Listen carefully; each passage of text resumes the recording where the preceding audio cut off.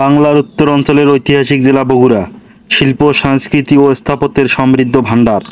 এই জেলার কাহালু উপজেলায় রয়েছে এক অনন্য প্রাচীন মসজিদ, যা শতবর্ষ ধরে দাঁড়িয়ে আছে সময়ের নীরব সাক্ষী হয়ে।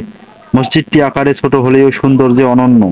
মোটা লাল ইটের দেয়াল, প্রাচীন স্থাপত্যের ছোঁয়া আর শতবর্ষ পুরনো পাকুড় গাছের শেকড় জন্য মসজিদটিকে আঁকড়ে ধরে আছে। আপনারা দেখতে পাচ্ছেন মসজিদের ভিতরের অংশ। নিচে ইট পড়ে আছে এবং দেয়ালগুলোকে পাকুড় গাছের শিকড় আঁকড়ে ধরে আছে। এটা মসজিদের মিনার, ফাটল ধরে আছে এবং কিছু কারুকাজ করা দেখা যায়।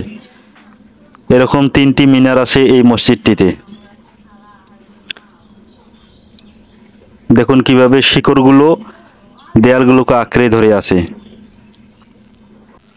মসজিদের ঠিক পাশে রয়েছে একটি বিস্তীর্ণ ঈদগাহ ময়দান, যেখানে প্রতি ঈদে গ্রামের মানুষ একত্রিত হয়ে নামাজ আদায় করতে আসে।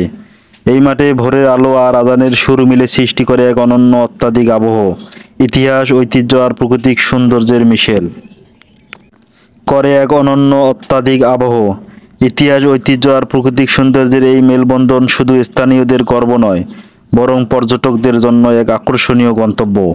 কাহালুর এই প্রাচীন মসজিদ আজও ধরে রেখেছে অতীতের সৌন্দর্য, অত্যাধিকতা আর ঐতিহ্যের অমূল্য স্মৃতি।